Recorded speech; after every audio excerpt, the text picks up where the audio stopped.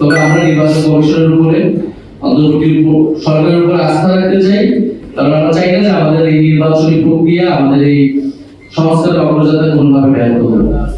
যারা বিভিন্ন পেশার মানুষ রয়েছেন, শিক্ষক রয়েছেন, ডাক্তার রয়েছেন, ইঞ্জিনিয়ার রয়েছেন, আমাদের প্রবাসী বাংলাদেশিরা রয়েছেন, তাদেরকে আমরা মনোনয়ন দিয়েছি এবং আমরা বলেছিলাম যে আমাদের এই যে মনোনয়ন তালিকাটা সেটা হবে অন্তর্ভুক্তিমূলক।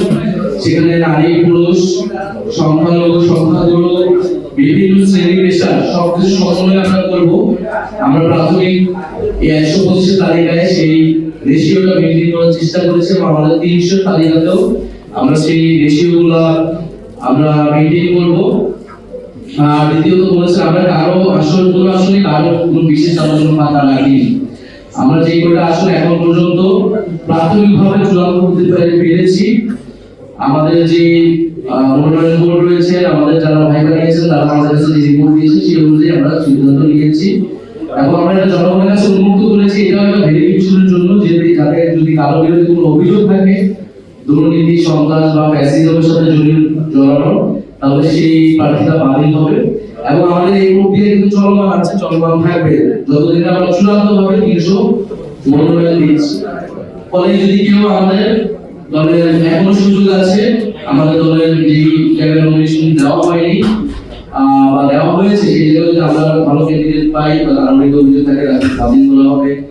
যেগুলোতে দেওয়া হয়নি সেখানে যদি ভালো ক্যান্ডিডেট আমরা পাই, যারা যদি আমাদের সাথে যোগাযোগ করে বা আমাদের সাথে যারা অলরেডি যারা 16 জন নমিনেশন নিয়েছে তাদের মধ্যে থেকে আমরা বিবেচনা করব।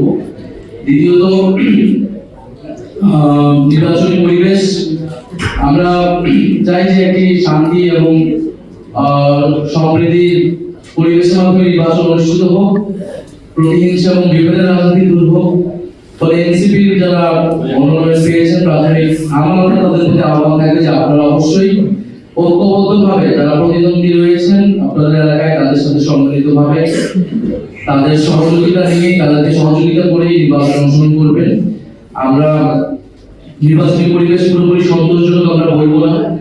আমরা বিভিন্ন জায়গায় দেখছি যে আমাদের পোস্টার ছেড়ে ফেলা হচ্ছে এবং নির্বাচনী বিধান লঙ্ঘন করে নির্বাচনী প্রচারণার কাজ, পোস্টারিং বা টাকা খরচের যে বিষয়গুলো সেগুলো কিন্তু আস্তে আস্তে আমরা নির্বাচন কমিশন বলে আসছি যে প্রার্থীদের যে খরচের বিষয়গুলো যথাযথভাবে নির্বাচন কমিশন যাচাই বাছাই করে আদায় করে নেয়, তথ্যগুলো হলফনামার। আমরা দেখছি বিভিন্ন জায়গায় অফিসের মহড়া হচ্ছে, বিএনপি জামাত উভয় দল থেকে আমরা এই ধরনের সংস্কৃতি দেখছি। আমাদের সদস্য সচিব যখন সেটা একটা বক্তব্যের বিরোধিতা করেছে, জামাত ইসলাম থেকে সেটার প্রতিবাদ জানানো হয়েছে মিথ্যা। ফলে এই ধরনের কাজগুলো কিন্তু হচ্ছে।